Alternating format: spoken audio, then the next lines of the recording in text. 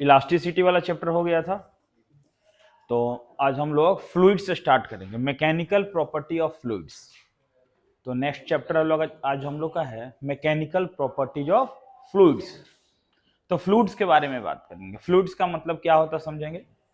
इसमें हम लोग हाइड्रोस्टैटिक्स और हाइड्रोडायनामिक दोनों का डिस्कशन करेंगे। तो मैकेनिकल प्रॉपर्टी ऑफ फ्लूइड्स का बात करते हैं। तो चैप्टर का नाम है हमारा मैकेनिकल प्रॉपर्टीज ऑफ फ्लूइड्स, इसका डिस्कशन करना है। ठीक है, सबसे पहले एक वर्ड आ रहा है फ्लूइड्स। ये क्या है वर्ड? फ्लूइड्स का मतलब क्या है? तो अभी इसके पहले वाले चैप्टर क्या था? मैकेनिकल प्रॉपर्टी ऑफ सॉलिड, है ना। तो स्टेट ऑफ मैटर में कौन कौन है? Solid, liquid and gas. तो सॉलिड का बात हो गया। तो डेफिनेटली बात है यहाँ पर मैकेनिकल प्रॉपर्टी ऑफ फ्लूइड्स, यानी फ्लूइड्स में लिक्विड और गैस होगा। तो फ्लूइड्स का मतलब क्या हो गया? देखिए, फ्लूइड्स का मतलब होता है दैट कैन फ्लो, जो फ्लो कर सके। ठीक है, जो फ्लो कर सके, अब उसको फ्लूइड्स बोलेंगे। Under the action of force, जिसका फ्लो हो वो फ्लूइड्स होगा। मतलब कहने का मतलब है लिक्विड प्लस गैस का कॉम्बिनेशन। तो फ्लूइड्स का मतलब लिक्विड प्लस गैस। तो लिक्विड प्लस गैस को हम लोग फ्लूइड्स बोलते हैं। तो ये चैप्टर स्टार्ट करना। देखो, फ्लूइड्स में लिक्विड प्लस गैस, ये जो चैप्टर है 11th का, इसमें हम लोग को लिक्विड के बारे में ही ज्यादा बात करना। मतलब 90% 95% केस लिक्विड का है। हाँ, कुछ ऐसा प्रॉपर्टी है जो गैस का प्रॉपर्टी है, वो लिक्विड के प्रॉपर्टी से सिमिलर है, तो उसमें गैस का भी प्रॉपर्टी चलाया। लेकिन जनरली हम लोग लिक्विड के प्रॉपर्टी का बात करते हैं। ठीक है, अब लिक्विड का जो प्रॉपर्टी का बात करेंगे तो हम लोग बात करेंगे कि लिक्विड एट रेस्ट। अगर लिक्विड रेस्ट में हो तो उसको बोलते हैं हाइड्रोस्टैटिक्स। बहुत पहले ये चैप्टर हाइड्रोस्टैटिक्स एंड हाइड्रोडायनामिक्स हुआ करता था। तो हम लोग एक्चुअल में भी हाइड्रोस्टैटिक्स आज स्टार्ट करेंगे, liquid at rest. Liquid at rest का मतलब हाइड्रोस्टैटिक्स, इसका दो ब्रांच है। और अगर हम बात करें लिक्विड इन मोशन,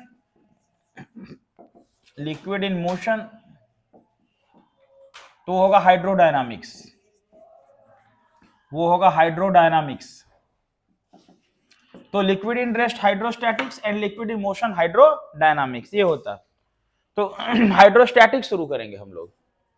तो देखो, लिक्विड इन रेस्ट हाइड्रोस्टैटिक्स का मतलब क्या है? कहां लिक्विड रेस्ट में है? लिक्विड रेस्ट में कहां है? आराम से पहले समझेंगे टॉपिक को, बहुत अच्छे से समझेंगे हम लोग।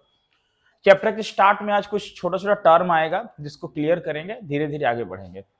तो बताओ बाबू, लिक्विड एट रेस्ट यानी हाइड्रोस्टैटिक्स। तो लिक्विड रेस्ट का मतलब कहां रेस्ट में? क्या कोई बहुत बड़ा एरिया में लिक्विड है रेस्ट में पड़ा हुआ? नहीं। लिक्विड एट रेस्ट हाइड्रोस्टैटिक्स पढ़ने का मतलब है कि rest with respect to wall of container, किसी कंटेनर के दीवारों के रिस्पेक्ट में रेस्ट में है। मतलब किसी बर्तन में लिक्विड रखे ना, उसके रिस्पेक्ट में रेस्ट में, वो हाइड्रोस्टैटिक्स का बात कर रहा है। आ रही बात समझ में? सपोज करो ये एक वेसल है, कंटेनर है, इसके वॉल के रिस्पेक्ट में लिक्विड इसमें रेस्ट में है। ठीक है, लिक्विड का कोई अपना शेप नहीं होगा, वो जिस बर्तन में रखोगे उसका शेप ग्रहण एक्वायर कर लेगा, ये बात पता है। तो वॉल के रिस्पेक्ट में, यानी कि rest with respect to wall of container, जो कंटेनर का वॉल है उसके रिस्पेक्ट में जो लिक्विड रेस्ट में है उसको हाइड्रोस्टैटिक्स बोलेंगे। और उसके बारे में बात करना। आ रहा बात समझ में? मतलब एक बहुत बड़ा समुद्र है, सी है, वहां पे लिक्विड है, रेस्ट में दिख रहा, अगर आपको, हाइड्रोस्टैटिक्स वहां अप्लाई नहीं होगा। ठीक है, वो एक्चुअल में हाइड्रोडायनामिक्स का पोर्शन चला जाएगा। ठीक है, तो हाइड्रोस्टैटिक्स का मतलब हमको करना है liquid at rest with respect to the wall of container. Container के वॉल के रिस्पेक्ट में जो लिक्विड रेस्ट में है उसको हम हाइड्रोस्टैटिक्स बोलेंगे। समझ में आ रहा बात? तो ये हमको शुरू करना, क्या करना? हाइड्रोस्टैटिक्स।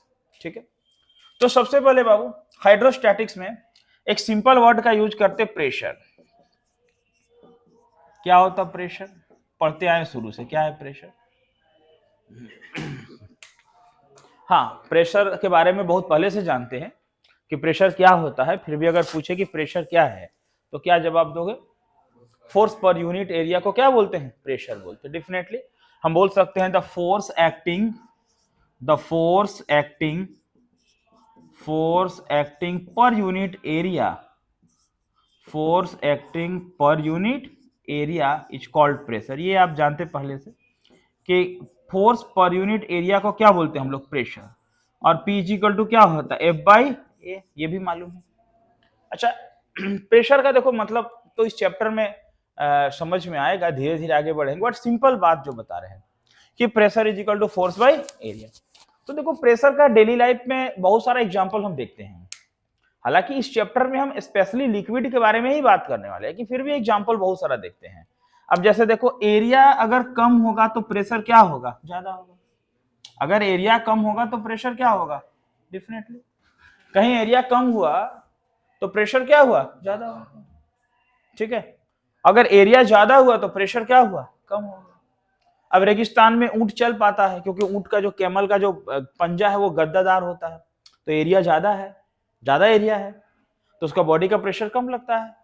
हम लोग चलेंगे तो हमारा पैर ऊंट के पैर जैसा नहीं है, तो फिर क्या होगा, हमारा पैर धंस जाएगा बालू में वहां पे, है ना, क्योंकि हमारा पैर का एरिया कम है, तो प्रेशर हम ज्यादा लगा पाएंगे। उसका पैर का एरिया ज्यादा बड़ा है तो प्रेशर कम लगा पाएगा। आप सोचो यहाँ अगर कोई कांटी ठोकना हो, कील ठोकना हो यहाँ पे, अरे बात समझ में। और यहाँ का क्या है, यहाँ का ये कील बहुत पतला है, ठीक है, तो पतला है, नुकीला है, फोर्स लगाएंगे चला जाएगा अंदर।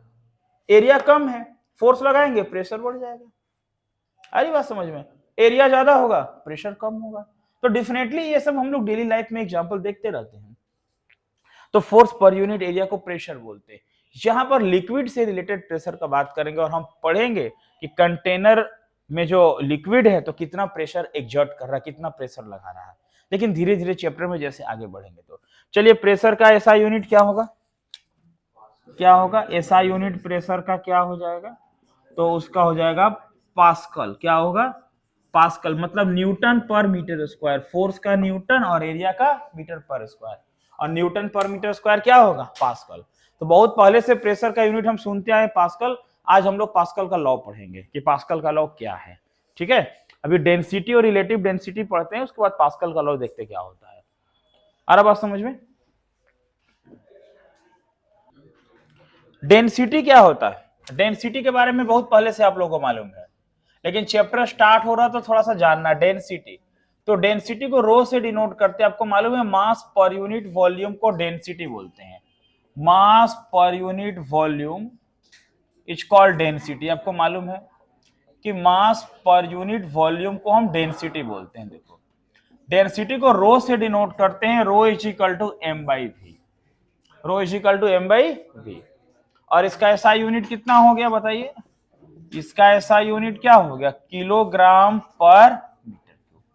डेंसिटी का मीनिंग समझते हैं ना क्या है, डेंसिटी का मीनिंग क्या है, डेंसिटी का मतलब है ना कितना भारी है ऑब्जेक्ट, उतना ही एक जगह में कितना भारी है, सेम वॉल्यूम में कितना हैवी है, how much object is the heavier. अब सपोज करिए एक बैग है, एकदम उस 5 kg का, 5 kg अटता है।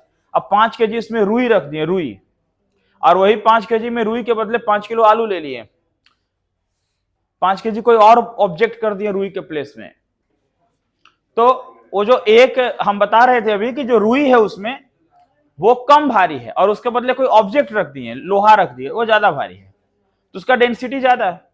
तो डेंसिटी का मतलब यही है कितना हैवियर है, सेम ऑब्जेक्ट में कितना, सेम जगह में कितना क्वांटिटी है, मास कितना है पर यूनिट वॉल्यूम के हिसाब से, वही उसका डेंसिटी है। देखो अब अगर बात करें रिलेटिव डेंसिटी, ध्यान देना, रिलेटिव डेंसिटी, अब धीरे धीरे चैप्टर में टॉपिक मिलेगा रिलेटिव डेंसिटी। इसको आरडी बोलते हैं शॉर्ट में, या इसको बोलते हैं specific gravity.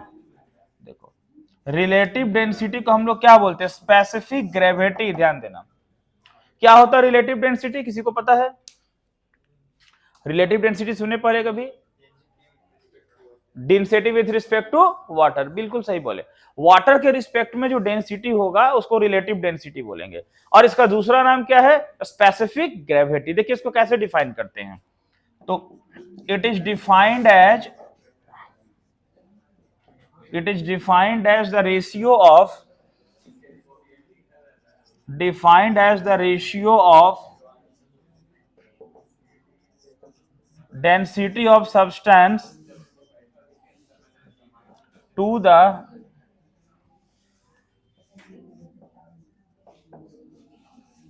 Density of water, ठीक है। यानी कि किसी भी सब्सटेंस के डेंसिटी को अगर वाटर के डेंसिटी से डिवाइड करें तो उसको हम बोलेंगे रिलेटिव डेंसिटी, या फिर उसको बोलेंगे स्पेसिफिक ग्रेविटी। रिलेटिव डेंसिटी कहीं दूसरा नाम है स्पेसिफिक ग्रेविटी। मीनिंग भी समझा रहे इसका क्या है। देखो पहले अगर हम डिफिनेशन लिखे रिलेटिव डेंसिटी का तो क्या होगा, वो हो जाएगा डेंसिटी ऑफ मटेरियल या सब्सटेंस भी लिख सकते हैं by density of water. Density of water, समझ गए बात को ये। और एक पॉइंट याद रखना कि डेंसिटी ऑफ वाटर जो होता है, डेंसिटी ऑफ वाटर ऐसा यूनिट में बात करें तो वो क्या होता है, 1000 किलोग्राम पर मीटर क्यूब। 1000 किलोग्राम पर मीटर क्यूब। वाटर का डेंसिटी 1000 किलोग्राम पर मीटर क्यूब। क्यूब समझते हैं ना क्या होता है, क्यूब क्या होता है। जैसे ये रूम हमारा अगर नहीं 6 साइड, क्यूब का मतलब 6 साइड, 6 साइड क्यूब बोल रहे हैं, 6 साइड। जैसे इस रूम में देख लो 4 वाल है, 1 2 3 4, एक छत है 5 और एक जमीन 6, तो ये 6 हुआ ना, जो मिलके क्यूब हो गया।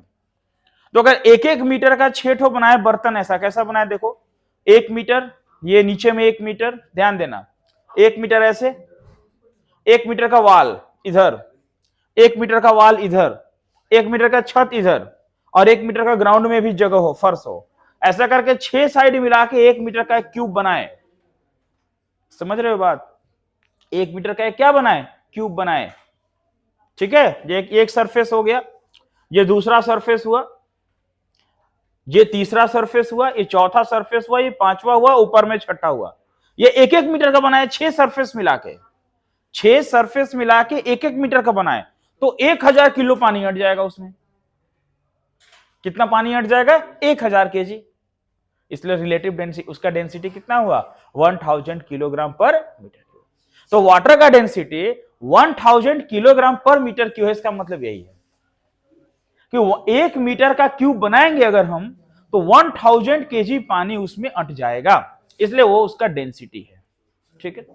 तो वाटर का डेंसिटी, अर्थात सीजीएस में क्या होता है, ये सीजीएस में, हाँ ये सीजीएस में, इन सीजीएस सिस्टम, देखो सीजीएस सिस्टम में ये डेंसिटी क्या होता है, 1 ग्राम पर क्यूबिक सेंटीमीटर। मतलब अगर 1 सेंटीमीटर का छोटा सा क्यूब बना देना 1 सेंटीमीटर का, तो 1 ग्राम पानी हटेगा उसमें, यही मतलब हुआ उसका, समझ गए ना। तो ये सीजीएस हो गया, ये एसआई, इसका यूज ज्यादा करना। बात समझ में आ रही ना। अब देखो आगे, तो इधर ध्यान दो बाबू, पढ़ा रहे हैं उधर ध्यान दो कि डेंसिटी का मतलब, रिलेटिव डेंसिटी का मतलब है किसी मटेरियल के डेंसिटी को वाटर के डेंसिटी से डिवाइड कर दे तो रिलेटिव डेंसिटी हुआ। मतलब क्या मतलब है रिलेटिव डेंसिटी का। Relative density is a number, relative density is a number which show that या which indicates that how much heavier is the substance, how much heavier is the substance with equal amount of water. किसी भी जितना water है उसके, water के respect में उसका कितना ज्यादा हैवी कितना ज्यादा वो भारी है। सपोज करो 1 गिलास है मेरे पास में, ये बोतल देखें, बोतल में पानी भरा हुआ, और अब इस बोतल में पानी भरा हुआ, अब इसका जो डेंसिटी है, इसके रिस्पेक्ट में अगर इस पानी के बदले कुछ ऐसा इसमें ऑब्जेक्ट डाल दे मटेरियल जो बहुत भारी हो, अब इससे वो 10 गुना भारी हो गया। इसका वजन अगर 1 केजी है और इसमें जो मटेरियल रखें वो 10 केजी हो गया, ठीक है ना, 10 टाइम्स भारी हो गया, तो हम बोलेंगे उसका रिलेटिव डेंसिटी 10 है। वो materials equal amount of water से इतना गुना हैवियर है। अब जैसे हम बोल दे relative density of gold is 19.32, gold का रिलेटिव डेंसिटी कितना होता है, 19.32। इसका मतलब क्या है कि gold is 19.32 times heavier than equal amount of water.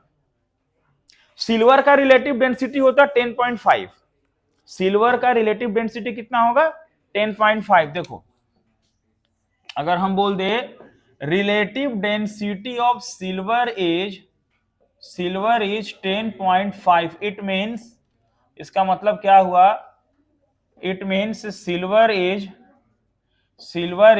10.5 times, silver is 10.5 times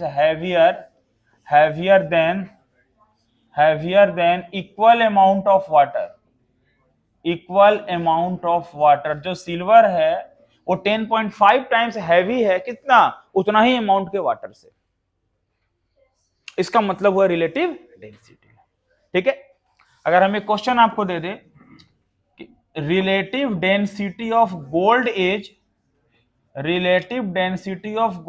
19.32, gold का रिलेटिव डेंसिटी 19.32 है, फाइंड इट्स डेंसिटी, इसका डेंसिटी फाइंड करिए, फाइंड इट्स डेंसिटी। तो फिर कैसे फाइंड करेंगे आप देखो, आप ये रिलेटिव डेंसिटी दिया हुआ, ये रिलेटिव डेंसिटी दिया हुआ है 19.32। अब आप रिलेटिव डेंसिटी का फॉर्मूला क्या लिखेंगे, density by density of water. अगर गोल्ड बोला तो यहां गोल्ड लिख दीजिए, density of gold by density of water. और ये डेंसिटी ऑफ वाटर आपको मालूम होना चाहिए, वो आपको कोई बोले या नहीं बोले उससे मतलब नहीं है, ये आपको वाटर का डेंसिटी पता होना चाहिए, गिवन पता होना चाहिए कि 1000 किलोग्राम पर मीटर क्यूब होता है। तो फिर बताओ ये डेंसिटी गोल्ड का क्या हो जाएगा, relative density into density of water. ये दिया 19.32 और ये 1000, यानी कि 19320 किलोग्राम पर मीटर क्यूब। यानी 1 मीटर क्यूब के बर्तन में, 1 मीटर क्यूब का एरिया में 19,320 केजी सोना रख सकते हैं। अरे बात समझ में। और 1 मीटर क्यूब के पानी, 1 मीटर क्यूब के बर्तन में 1000 किलो पानी रख सकते हैं। मतलब तो यही हुआ इसका, आप समझ रहे हैं बढ़िया से मीनिंग क्या हुआ। अगर 1 मीटर क्यूब का कोई बर्तन बना दे, हम 1 मीटर क्यूब का बर्तन बना दे भाई, 1 ये 1 मीटर क्यूब का बना दे, ऐसे ये 1 मीटर क्यूब का बर्तन बना दे। अगर हम बना दे 1 मीटर क्यूब का 6 फेस बना दे, ये ऐसा नहीं है, मतलब ये ऐसा बर्तन समझो इस तरह से, अगर हम बना दे तो उतना में पानी अट जाएगा 1000 केजी और गोल्ड अट जाएगा 19,320 केजी। तो इसके रिस्पेक्ट में 19.32 केजी उसका ज्यादा हैवियर है, तो रिलेटिव डेंसिटी हो गया। समझ में आ रहा है बात, ठीक है, क्लियर हो रहा ना। तो what is the meaning of density and what is the meaning of relative density, ये क्लियर हुआ समझ में। एक और एग्जांपल ले लो, कभी कभी बंगाल गए घूमने कलकत्ता, बहुत भीड़ देखोगे आदमी का, धनबाद से ज्यादा भीड़ देखोगे ना, स्टेशन उतरने के बाद जो भीड़ भाड़ चालू होता है काफी होता है।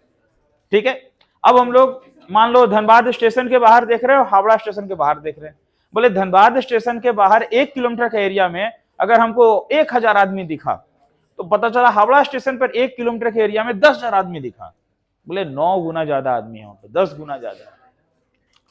ठीक है, तो यहाँ तो पीपल का एक एग्जांपल ले लिया, लेकिन ये वाटर का एग्जांपल से होगा। कैसे होगा, वाटर के एग्जांपल से।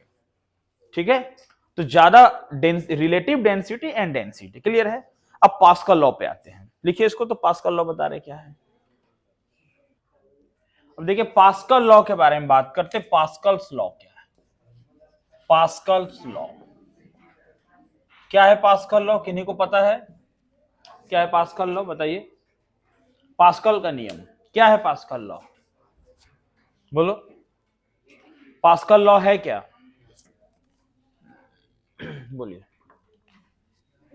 देखिए पास्कल लॉ क्या होता है, सबसे पहले बता दें कि पास्कल लॉ एक इनक्लोज्ड लिक्विड के लिए, इनक्लोज्ड फ्लूइड्स के लिए, इनक्लोज्ड बंद बर्तन में लिक्विड होना चाहिए, लिक्विड बंद बर्तन में होना चाहिए, इनक्लोज्ड वेसल इसको बोलते हैं।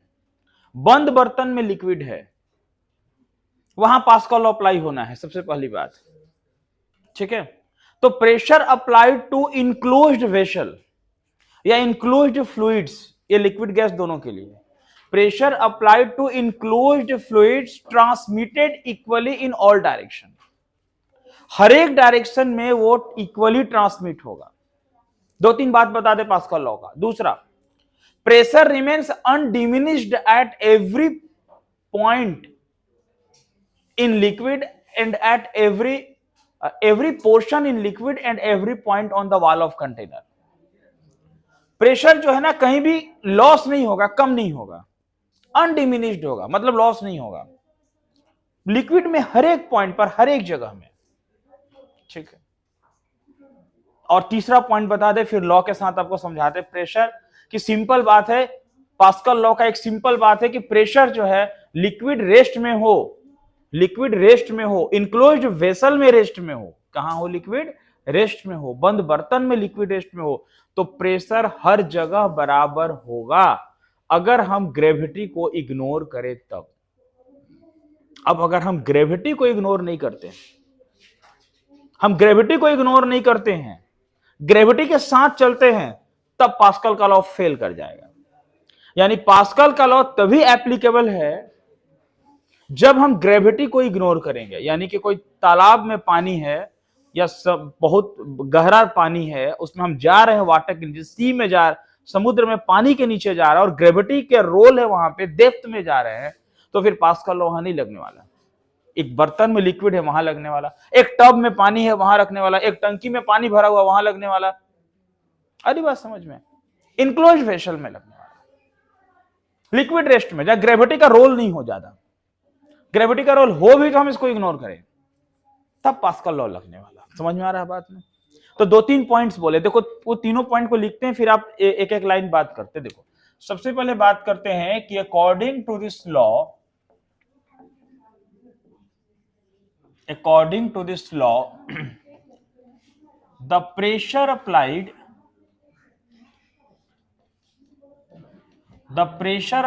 to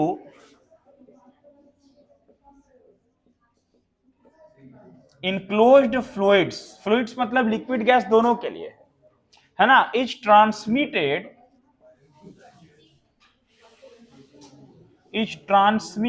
equally in all direction। जो प्रेशर होगा वो अप्लाइड होगा इंक्लोज्ड वेसल में, वो ट्रांसमिट होगा इक्वली ऑल डायरेक्शन में। और क्या बोलते हैं देखो, pressure remains undiminished at every portion of wall of container। किसी कंटेनर के वॉल के किसी भी पोर्शन पर प्रेशर अनडिमिनिश्ड रहेगा। और हम क्या लाइन सीख सकते हैं? ओवरऑल करके, ओवरऑल कर सकते हैं कि pressure remains same, pressure remains same at all points in enclosed liquid, in pressure remains same at all point in enclosed liquid at rest if we ignore gravity। अगर हम ग्रेविटी को ignore करें तब। ये ग्रेविटी को ignore करने वाला बात इसलिए जरूरी है कि मान लो अगर हम हाइट के डेप्थ में, मतलब हाइट के रिस्पेक्ट में लिक्विड को ले आ रहे हैं, तो फिर वहां ग्रेविटी का रोल चला आया तो पास्कल लॉ नहीं लगने वाला वहां पे। जैसे अगर हम बोल देना कि एक सी में 10 मीटर नीचे, सरफेस से 10 मीटर नीचे सी में प्रेशर निकालो, तो अब लेक का या कोई समुद्र का 10 मीटर नीचे जाएंगे पानी में, तो अब वो वहां पास्कल लॉ नहीं लगने वाला। ठीक है, नहीं लगेगा, ग्रेविटी का रोल आ गया, डेप्थ में जा रहे हैं। अगर ग्रेविटी को इग्नोर करेंगे तब, तो कोई बंद बर्तन में, ये बोतल में पानी है ना, किसी इनक्लोज्ड वेसल में वाटर है, लिक्विड है, वहां पास्कल लॉ लगने वाला। समझ में आ रहा है बात? तो कुछ पॉइंट्स हम लिखे हैं यहां पे, देखो फिर से समझते हैं क्या है ये। देखो हम बोले हैं कि प्रेशर जो है ना applied to enclosed fluids is transmitted equally in all direction. फिर बोले pressure remains undiminished at every portion of wall of container, pressure remains same. ये सब और करके लिख सकते हैं, और करके। इतना पॉइंट आपको एग्जाम में लिखने का जरूरत नहीं, कोई एक पॉइंट ये लिखेंगे ना यहां से यहां तक, तो पास्कल लॉ हो गया। आपको समझने के लिए दो तीन पॉइंट और उसमें हम ऐड कर दिए।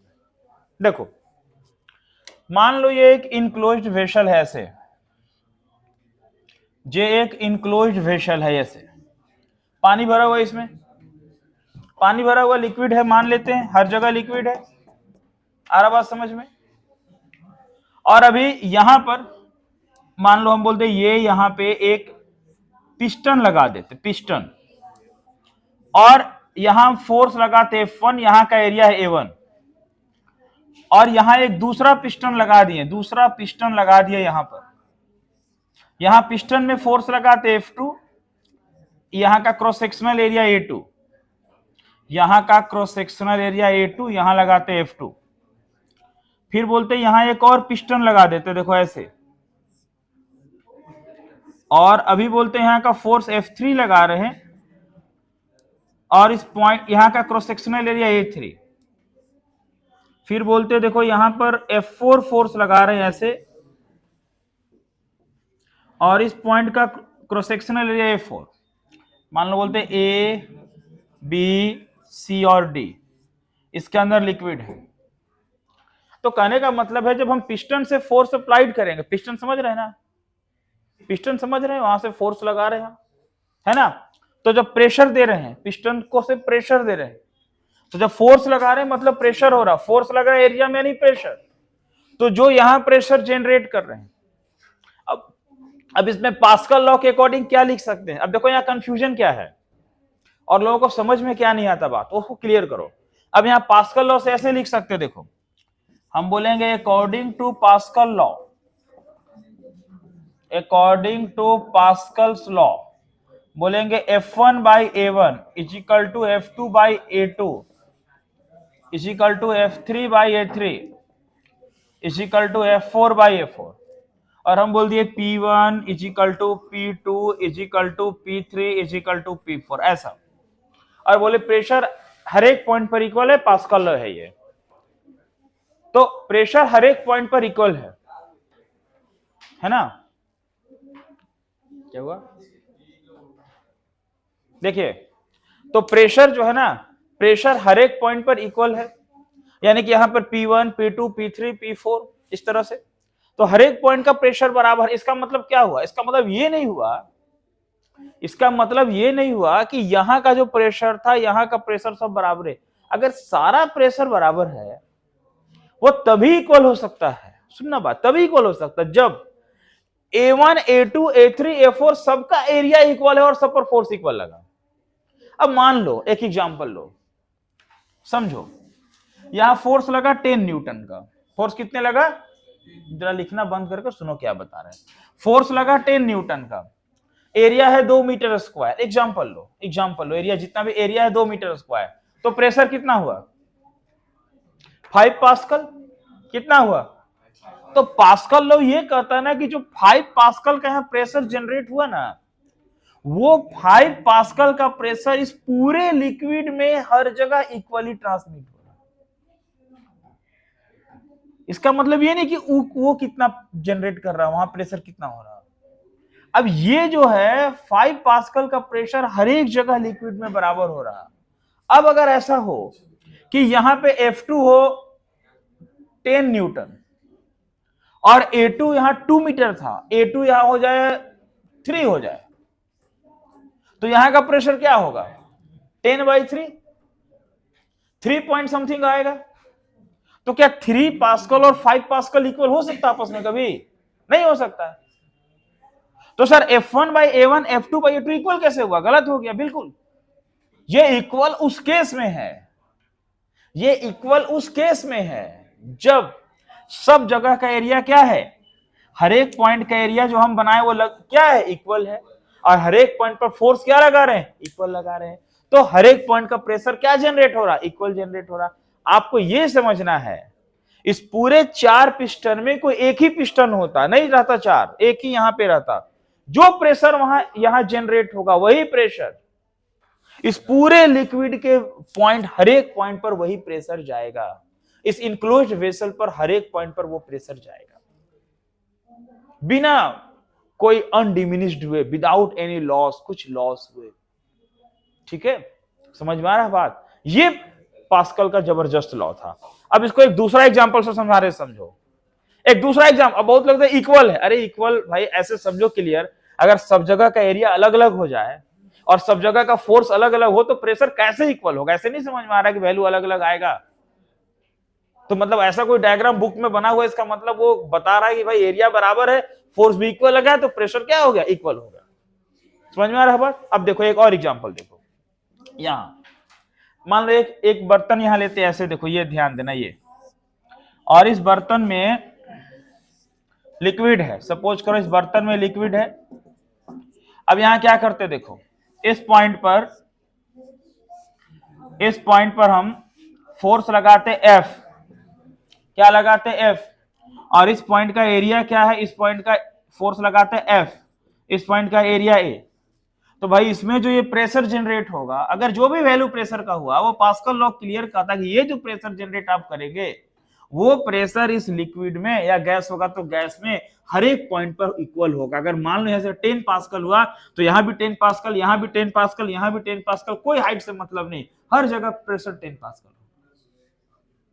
अब अगर बहुत हाइट आ जाए, बहुत ग्रेविटी का बात आ जाए, तब तो ये लॉ लगेगा नहीं, तब तो लॉ लगेगा नहीं ये, ठीक है ना? समझ में आ रहा बात? ये पास्कल लॉ कि यहां जो आप प्रेशर जनरेट किए वो प्रेशर लिक्विड के हर एक पॉइंट पर इक्वल गया, उस बंद बर्तन के अंदर हर एक पॉइंट पर वो प्रेशर इक्वल गया। This is pascal law. फिर देखो, अब बोले सर यहां पर ऐसा करते ना कि थोड़ा एरिया को ये डबल कर देते हैं, ये एरिया ये फोर्स लगा दिए 2F और एरिया कर दिए 2A, ये 0.1, ये 0.2। अब बोले सर यहां देखिए, यहां पर क्या करते हम, यहां पर हम लोग फोर्स लगा देते F/2 और यहां का एरिया बोल देते A/2, ये 0.3। मतलब हम क्या किए, मतलब यहां हम एरिया डबल किए तो फोर्स भी डबल कर रहे हैं, हम एरिया हाफ किए तो फोर्स भी हाफ कर रहे हैं। अरे बात समझ में? अब हम बोलेंगे कि at point 1, 2 and 3, point 1, 2 and 3 तीनों पॉइंट पर क्या हुआ? 1 पर F/A, 2 पर 2F/2A और इस पर F/2/A/2। तो पता चला ये 2 कैंसिल हो गया, ये 2 कैंसिल हुआ, ये प्रेशर P, ये तीनों पॉइंट का प्रेशर इक्वल हुआ। पास्कल लॉ ऐसे हम बता सकते कि अब प्रेशर इक्वल है। लेकिन ऐसा हम करते कि यहां पर ना क्या बोलते हैं कि यहां पर फोर्स लगाते F, यहां डबल किए 2A और फोर्स F ही लगाते, तो इसका आधा होता प्रेशर वहां पे। तो होता इसका प्रेशर भी लिक्विड में ट्रांसमिट करेगा हर एक पॉइंट पर, इसका बात करेंगे तो इसका ही प्रेशर हर एक पॉइंट पर करेगा और इसका करेंगे तो इसका ही प्रेशर हर एक पॉइंट पर ट्रांसमिट करेगा। तो बंद बर्तन के अंदर लिक्विड या गैस हो और जब हम प्रेशर अप्लाइड करेंगे तो वो ट्रांसमिटेड इक्वली होगा ऑल डायरेक्शन में, हर एक पॉइंट पर सेम होगा, अनडिमिनिश्ड होगा every portion of wall of container पर। और ये तब होगा, ये सब तब बात होगा जब हम ग्रेविटी को एंट्री नहीं करवाएंगे। तो ग्रेविटी तो है ही, हम हटा तो नहीं सकते हैं, लेकिन हम उसका कोई बात नहीं करेंगे तो व्हेन वी इग्नोर ग्रेविटी। अब उसका कुछ एप्लीकेशन पास्कल लॉ का भी हम करने वाले, हाइड्रोलिक लिफ्ट और ब्रेक अभी बात करेंगे। लिखिए इसको पहले, देखिए एप्लीकेशन ऑफ पास्कल लॉ।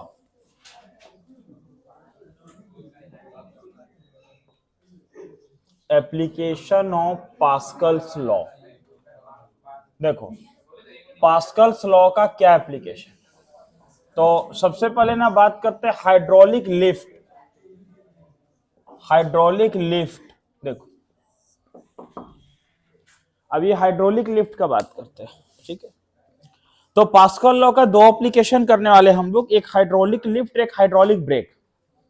तो हाइड्रोलिक ब्रेक भी समझेंगे कि पहले हाइड्रोलिक लिफ्ट करते हैं।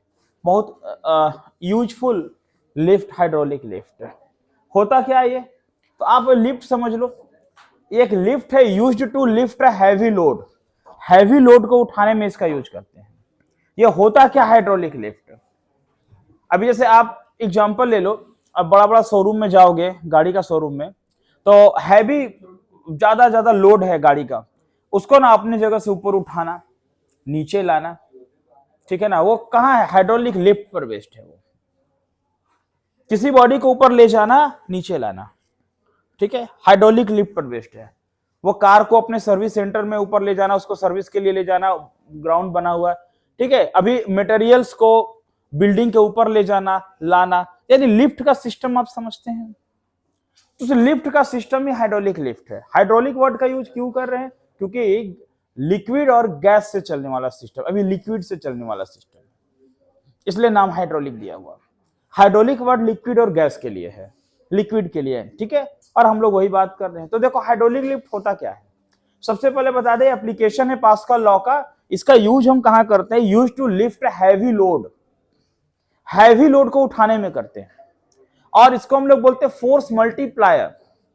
It is also called force multiplier. अब तुमको दिखाते कैसे, ये क्या है हाइड्रोलिक लिफ्ट, क्या फायदा क्या है इसका, डायग्राम से समझिए। और पूरा इसका फॉर्मूला देखिए क्या है। देखो ये दो सिलिंड्रिकल कॉलम है ऐसे, ठीक है, इस तरीके से देखो ऐसे ही है। और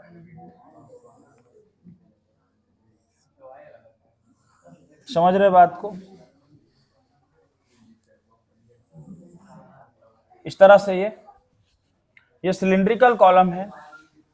अब इसमें लिक्विड भरा हुआ है ना। ये मान लो सिलेंडर C1 और C2, और इसमें हम लिक्विड भरे हैं।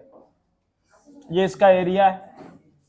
अब इसका एरिया ऐसा नहीं कि डायग्राम बनाने में हमसे मिस्टेक हुआ, इसका एरिया ना बड़ा ही लिए हम जानबूझ करके, ये ज्यादा एरिया है इसका, और इसका एरिया कम है। इसका एरिया कम है, क्रॉस सेक्शनल इसका एरिया ज्यादा है। समझ में आ रहा बात? अब इसमें लिक्विड भरा हुआ, इसमें लिक्विड भरा हुआ देखिए ऐसे, ठीक है। इसका स्मॉल एरिया ये है, इस पर फोर्स लगाएं, इस पर फोर्स लगाना F, ठीक है। इसका एरिया को हम A कंसीडर कर ले रहे हैं, स्मॉल ए क्रॉस सेक्शनल एरिया। और जो लार्जर क्रॉस सेक्शनल एरिया है, यहां पर हमको उस ऑब्जेक्ट को रखना है जिसको लिफ्ट करना है, जिसको उठाना है। मान लो ये लोड हमारा कार हो सकता है, ये कार हो सकता है। इस लोड को लिफ्ट करना, अपने जगह से ऊपर उठाना, ठीक है। अरे बात समझ में? अब फोर्स यहां लगाना, वहां इसका एरिया ज्यादा, इसका cross sectional area A capital A. तो बड़ा सिंपल बात है। क्या सिंपल बात है? फोर्स यहां लगाना है, फोर्स यहां लगाएंगे, कम फोर्स लगाएंगे और बहुत ज्यादा वर्क होगा वहां पे। कम फोर्स लगा के ज्यादा वर्क होगा। कैसे होगा देख लीजिए। अगर मान लो हम ऐसा बोले, एक दो लाइन लिख के हम पूरा बात करते हैं, पूरा बढ़िया समझाते हैं। पहले हम बात करते हैं कि it is used to lift, it is used to lift heavy load, heavy load को उठाने में करते हैं।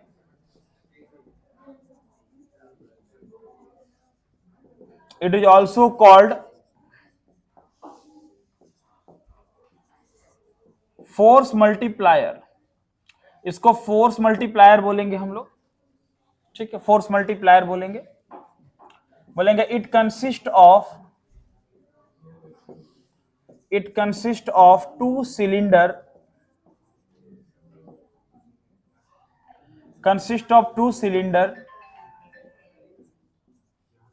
C1 and C2। मान लो C1 एंड C2 बोले, कंटेनिंग सम लिक्विड, इसमें कुछ लिक्विड है, भर लेते हैं, है ना। अब हम बोलते हैं कि late F be the force, F be the force applied on smaller cross sectional area. देखो अगर स्मॉलर क्रॉस सेक्शनल एरिया पर फोर्स लगाते हैं हम लोग, तो बोलते हैं प्रेशर कितना एग्जर्ट होगा यहां पर? Pressure exerted on smaller area. बताओ, इस स्मॉलर एरिया पर प्रेशर होगा P is equal to F by A, यही होगा। समझना बात। ये जो स्मॉलर एरिया है, इस स्मॉलर एरिया पर प्रेशर कितना एग्जर्ट हुआ? Pressure is equal to force by area, समझते चलना। तो इस स्मॉलर एरिया, यहां जो फोर्स लगाएंगे इस एरिया पर, तो कुछ प्रेशर जनरेट हुआ यहां पे, और वो प्रेशर जनरेट हुआ, pressure is equal to force by area. Pascal law से ये जो प्रेशर है, ये प्रेशर इस लिक्विड में ट्रांसमिट होगा इक्वली ऑल डायरेक्शन में और एवरी पॉइंट पर। मतलब ये जो प्रेशर जनरेट होगा, ये प्रेशर इस लिक्विड में हर जगह जाएगा, प्रेशर हर जगह जाएगा, एकदम यहां तक जाएगा। क्योंकि लिक्विड में प्रेशर ट्रांसमिट इक्वल होगा, ऑल डायरेक्शन में इक्वल होगा, हर एक पॉइंट पर इक्वल होगा, अनडिमिनिश्ड होगा। पास्कल का जबरदस्त लॉ। अब ये प्रेशर हर जगह जा रहा, जाते जाते वहां तक पहुंचा, उस लार्जर एरिया तक पहुंचा। कहां तक पहुंचा? लार्जर क्रॉस सेक्शनल एरिया में पहुंचा। अब देखो, ध्यान दो क्या फायदा हो रहा। फायदा क्या हो रहा देखना। बोलते हैं force exerted on larger cross sectional area. देखो, उस लार्जर क्रॉस सेक्शनल एरिया पर फोर्स क्या लग रहा? Force is equal to pressure into area. Force is equal to pressure into area, क्योंकि प्रेशर इज इक्वल टू होता फोर्स बाय एरिया, तो force is equal to pressure into area. अब इस larger cross sectional area पर pressure कौन सा है? इस लार्जर एरिया पे प्रेशर कौन सा है बताओ? प्रेशर तो यहां लगा रहे हैं ना, ये प्रेशर उस लार्जर एरिया पर है। मतलब यहां पर कैपिटल एफ बराबर small F by A into A. ध्यान देना, यानी कि कैपिटल एफ बराबर F by A into A. अब हम क्या करेंगे, देखो, pressure F is equal to F into A by A, ऐसे।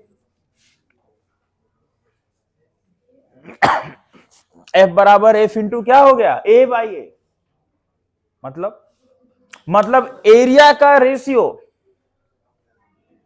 अब तुम समझो एग्जांपल, अब तुम एग्जांपल समझो। देखो कितना फोर्स कितना में कन्वर्ट हो रहा।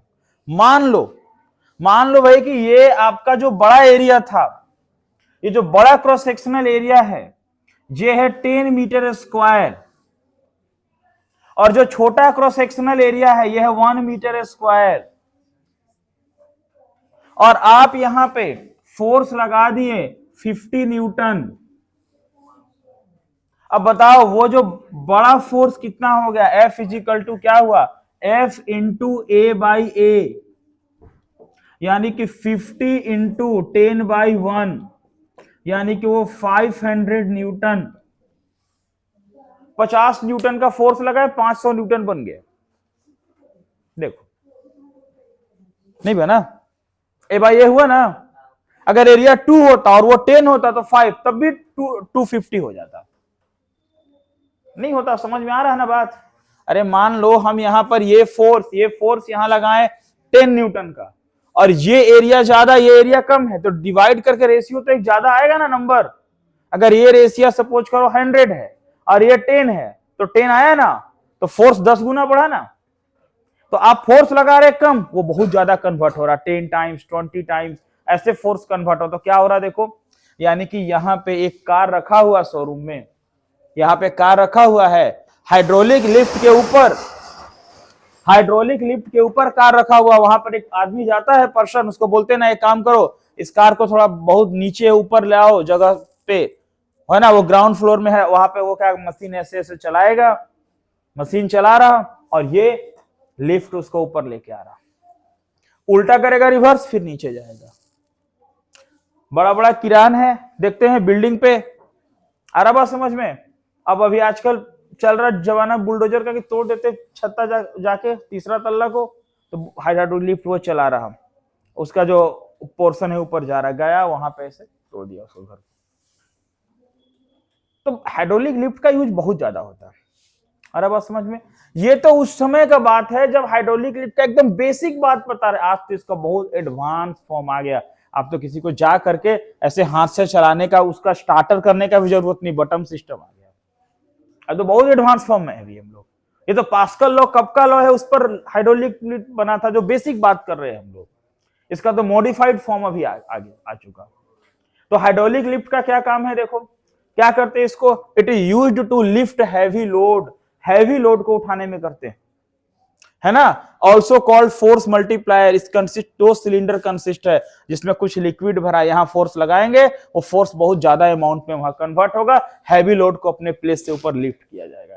कुछ इस पे न्यूमेरिकल्स बताएंगे आपको हम, ठीक है ना, क्वेश्चन बताएंगे इस पर, नोट करिए इसको पूरा।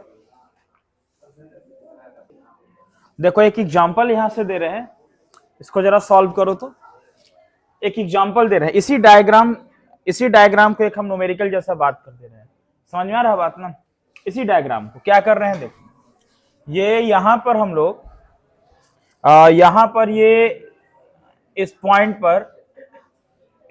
पर हम एक फोर्स लगा दे रहे हैं, F1 फोर्स लगा रहे हैं, ठीक है। और इस पॉइंट पे ये लोड है जो लिफ्ट कर रहे हैं इसको हम, ये चलो ये कार है, सपोज करो ये कार है जो लिफ्ट हो रहा, ठीक है, उस पॉइंट पर। और क्वेश्चन एक लिख देते हैं हम, मतलब आप न्यूमेरिकल्स में इस डायग्राम को बनाएंगे, ठीक है। देखो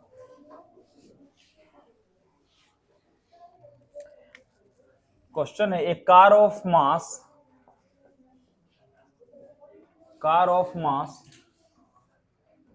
3000 kg,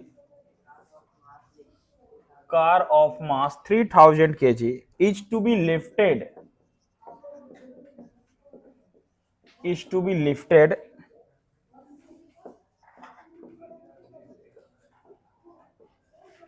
by hydraulic lift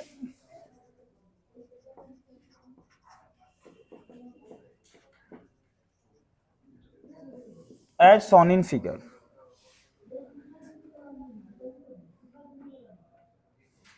The area of cross section of piston, the area of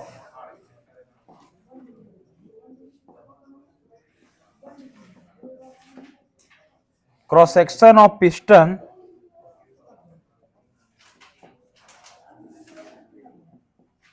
carrying car is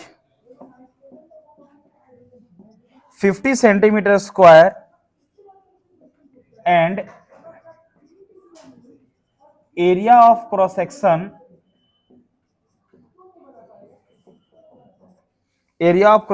of the smaller piston is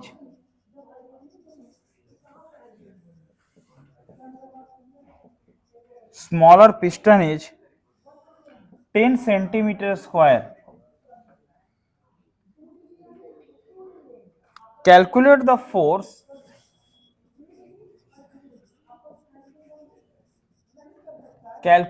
force required on a smaller piston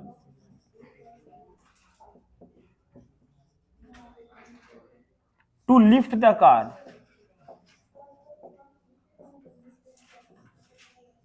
हाँ बनाओ, स्मॉलर पिस्टन पर कितना force लगेगा car को lift करने के लिए।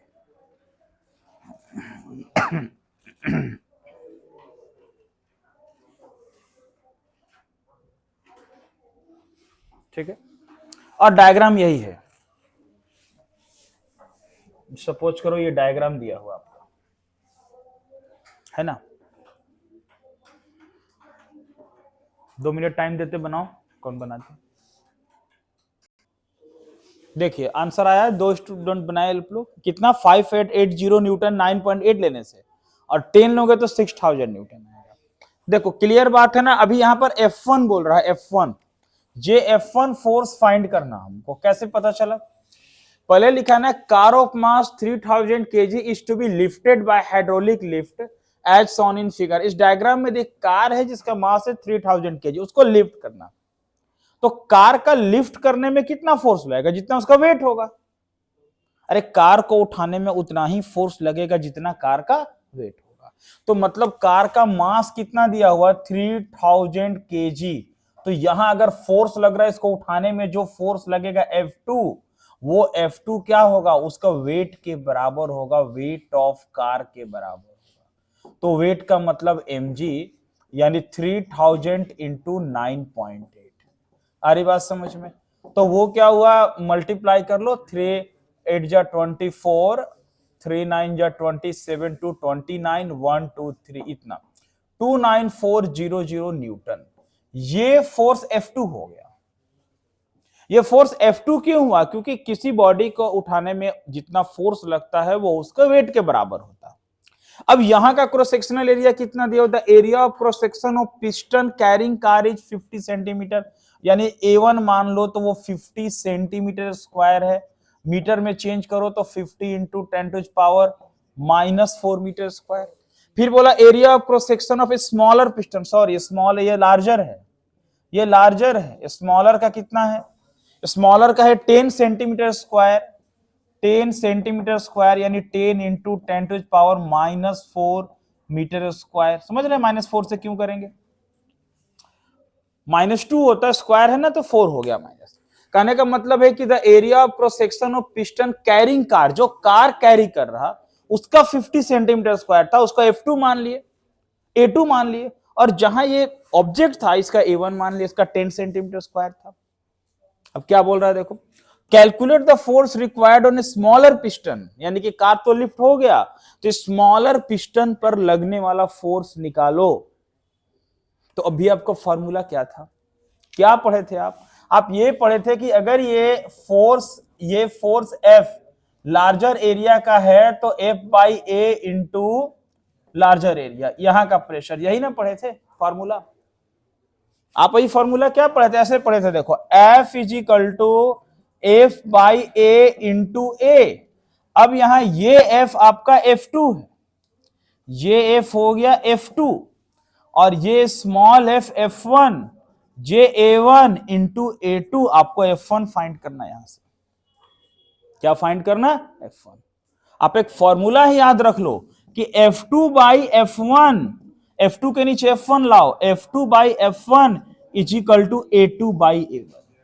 आप एक फॉर्मूला यहां से कर लो कि F2 बाई F1 किसका इक्वल हो गया? A2 बाई A1 का। अब आपके पास सारा कुछ अवेलेबल है, डेटा, सारा कुछ डेटा अवेलेबल है ना? आपका F2 कितना है बताओ, बोलो जी F2 कितना है? F2 है आपके पास 29400 बाई F1 आपको पता करना। A2 आपका है 50 इंटू 10 टू पावर -4, ये 10 इंटू 10 टू पावर -4 कैंसल हो गया, कैंसल हो गया। F1 उसको डिवाइड कर देना 5 से नीचे आके 5880 न्यूटन। समझ गए बात ना? तो देखो इसमें और डिफरेंट टाइप्स का क्वेश्चन होगा, बनवाएंगे कुछ और क्वेश्चन, है ना? समझ रहे हैं? लेकिन सारा मेन फॉर्मूला यही है बाबू, क्या है? F2 by F1 is equal to A2 by A1।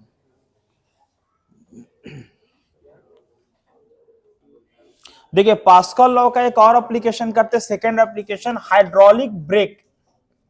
तो पास्कल लॉ का एक एप्लीकेशन है हाइड्रोलिक ब्रेक, यानी कि 4 व्हीलर में, 2 व्हीलर में जो ब्रेक लगाते हैं वो हाइड्रोलिक ब्रेक है, क्योंकि पेट्रोल से गाड़ी चलता है, डीजल से चलता तो लिक्विड है ना, फ्लूइड से, तो कैसे ब्रेक लगता, तो गाड़ी का ब्रेक कैसे काम करता आज आपको समझ में अच्छे से आ जाएगा, ठीक है ना? तो hydraulic brake is based on pascal law. इसमें ज्यादा कुछ लिखने का जरूरत नहीं, हम डायग्राम बना के समझाते हैं, उस डायग्राम से सारा कुछ क्लियर हो जाएगा कि कैसे होता, ठीक है? देखिए आपको डायग्राम बनाते हैं। देखो बता दे कि ये जैसे ये सिलेंडर है और इसको बोलते हैं मास्टर सिलेंडर। देखो ये मास्टर सिलेंडर है, ठीक है? This is master cylinder P, और यहां एक लीवर सिस्टम है। लीवर सिस्टम समझ रहे हैं ना? लीवर सिस्टम का मतलब है ना कि मतलब वो मुड़ जाएगा वहां से, लीवर सिस्टम है, लीवर सिस्टम, ठीक है? और लीवर सिस्टम से ब्रेक पैडल लगा हुआ, इसको बोलते हैं ब्रेक पैडल, ब्रेक पैडल, ठीक है? यानी पैर से यहीं ब्रेक लगाना, जो पैर से ब्रेक लगाना है ना वहीं पे ब्रेक लगाना पैर से, ठीक है? यानी आप जूता पहन के जो ब्रेक लगाएंगे या जैसे भी पैर से लगाएंगे, यहां लगाएंगे आप, है ना, ये वाला ऐसे मुड़ा हुआ, वहां पर आप पैर रखेंगे। आ रही बात समझ में? और ब्रेक पेडल हो गया, यानी आप ब्रेक लगा रहे हैं यहां से, समझ में आ रहा बात? देखो अब ब्रेक वहां से लगा रही है, मास्टर सिलेंडर है, लीवर सिस्टम है, इसमें ब्रेक ऑयल भरा हुआ। हाँ, अब इसमें ऑयल जो भी हो, आ रही बात समझ में, है ना, जो पेट्रोल हो, डीजल हो, जो भी हो, तो ब्रेक ऑयल है उसमें। अब देखना, यहां से आ रहा, ये चलते चलते बाकी जितना व्हील्स है सब में चला जाएगा, अदर व्हील्स, बहुत, अगर 4 व्हील्स है तो चारों पहिए में ये बात होगा, इसको बोल देते हैं to other wheels, to other wheels, ये और भी व्हील्स में जाएगा। अब देखो यहां से, ये जो सिलेंडर है, ये सिलेंडर है, ये मास्टर सिलेंडर है, ये पूरे में भरा हुआ, मतलब ये पूरे में ब्रेक ऑयल भरा हुआ, इधर चला जाएगा। ये आने के बाद देखो यहां पर एक व्हील सिलेंडर होता, एक और सिलेंडर होगा जिसको हम बोलेंगे व्हील सिलेंडर। देखो ये होगा व्हील सिलेंडर,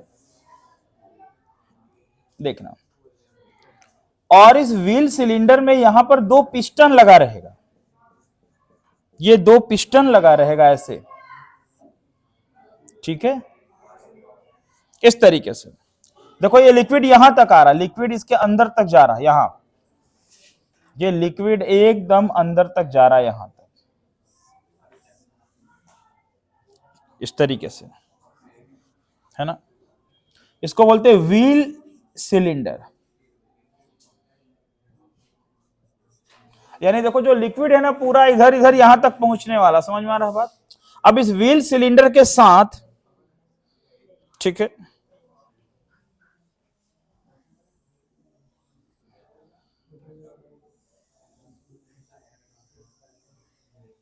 इसके साथ ब्रेक शू लगा रहता। देखो ब्रेक शू क्या होता दिखाते, ठीक है, ये पाइप है और इस पाइप के साथ यहां पर ब्रेक शू लगा हुआ S1 और ब्रेक शू S2। देखिए ये 2 ब्रेक शू है, S1 और S2, S1 and S2 are the brake shoes, ये ब्रेक शू लगा हुआ, ठीक है। अब ये जो पूरा व्हील है, यहां जो पहिया है ना, ये ब्रेक शू के साथ में एकदम ऐसा है ना कि ब्रेक शू के साथ में ये कनेक्ट है, ऐसा सटा हुआ समझ लो, ये इस तरीके से, ये व्हील हो गया पूरा, ये एक पहिया बता रहे हैं। अब इसके बाद ऊपर में टायर का कवर है, ये टायर का कवर है ऊपर में। देखो ये ब्रेक शूज है, ब्रेक शूज को थोड़ा हम ऐसे डार्क कर दे, ब्रेक शूज, ये ब्रेक शूज है, ठीक है। अब देखो, अब समझना क्या फंक्शन है इसका, ये हाइड्रोलिक ब्रेक काम कैसे करता समझिए। पूरा लिक्विड भरा पड़ा है, एक व्हील का बात कर रहे हैं, ऐसा 4 व्हील्स है, देखना पास्कल लॉ का यूज कैसे हो रहा है। अब आप वहां से ब्रेक पैडल में फोर्स लगाएं, पैर से, आप पैर से फोर्स लगाए इस ब्रेक पैडल पर, लगाए ना, फोर्स लगाए, ये लीवर सिस्टम में, ये पिस्टन पुश किया इधर, फोर्स पर यूनिट एरिया, यानी यहां पर प्रेशर एग्जर्ट हुआ, यहां पर प्रेशर एग्जर्ट हुआ। अब यहां से पूरा लिक्विड भरा है, सुनो बात, पूरा लिक्विड भरा है। अब पूरा लिक्विड भरा, अब ये पूरा अंदर लिक्विड है, आप यहां से प्रेशर जनरेट किए, ये पिस्टन अंदर चलाएगा ऐसे, ये पिस्टन अंदर चलाएगा इधर। अब जब पिस्टन इधर जाएगा तो वो ढकेलेगा लिक्विड को, यानी कि वहां पर वो तुम्हारा फोर्स लगेगा, यानी प्रेशर जनरेट हुआ यहां। ये जो प्रेशर यहां जनरेट हुआ, यही प्रेशर यहां से होते होते होते बाकी में भी जाएगा, ये प्रेशर यहां चला, ये व्हील सिलेंडर में आया। सुनो बात, ये प्रेशर यहां से जनरेट होते होते होते यहां तक आया। आपको पता है pressure transmitted equally in all direction according to Pascal law, और ये प्रेशर यहां तक आया, इस व्हील सिलेंडर में आया। व्हील सिलेंडर के भी दोनों साइड में 2 पिस्टन लगा हुआ, P1 P2। जैसे ये प्रेशर लगा, ये पिस्टन खुल गया ऐसे, और जैसे ये पिस्टन खुला, ये ब्रेक शूज जो था S1 S2, वो जाके पहिया में सट गया पीछे। समझ गए बात ना? यानी ये सूज जो है, ब्रेक सूज, जैसे ये पिस्टन खुलेगा, ये ब्रेक सूज जाकर के पहिया में वहां सट जाएगा और चक्का रुक जाएगा। जो घूम रहा था व्हील ना, वो रुक गया। तो अब ब्रेक लगाए, गाड़ी रुक गया। अरे बात समझ में? इसमें कुछ लैंग्वेज लिखने का जरूरत नहीं, मेन समझना क्या है। तो जैसे आप फोर्स लगाए वहां, ये प्रेशर जनरेट हुआ, ये प्रेशर लिक्विड में ट्रांसमिट इक्वली आया यहां पर, और यहां आने के बाद जैसे आया वो पिस्टन खुला और ये ब्रेक सूज जाकर के हट गया। फिर आप पैर हटा लिए तो ये सूज और इसके बीच में गैप हो गया, यानी ब्रेक नहीं काम कर रहा। फिर लगाए, ये सूज जाकर, ये सूज खराब हो जाएगा ना, ये सूज खराब हो जाएगा तो आपको वही ब्रेक काम करना बंद कर दिया, बोले ब्रेक फेल कर गया। ब्रेक फेल करने का क्या मतलब है? ये सूज काम नहीं कर रहा वहां पे, वो सटने के बाद भी पता चला कि पहिया चल रहा, रुक नहीं रहा, या फिर लीवर सिस्टम फेल कर गया, प्रेशर ही नहीं अप्लाइड हो रहा है। ये दो केस में ब्रेक फेल करता है। ब्रेक फेल करने का ये दो केस है। ऑयल तो रहेगा ही, तो चलेगा ही नहीं। हाँ तो रहेगा ही, रखना पड़ेगा, टंकी फुल करना रखना पड़ेगा आपको भाई। हाँ वो भी खत्म, वो तो खत्म होगा तो डेफिनेटली दिक्कत होगा। समझ गए ना? तो hydraulic brake is based on pascal law. तो आज हम लोग पास्कल लॉ पढ़े और पास्कल लॉ का दोनों एप्लीकेशन किए। कौन कौन सा? पास्कल लॉ का दोनों application, hydraulic lift and hydraulic brake. समझ में आपको आ गया होगा, आई थिंक पूरा क्लियर हो गया होगा, है ना? लिखे, इसको नोट करिए।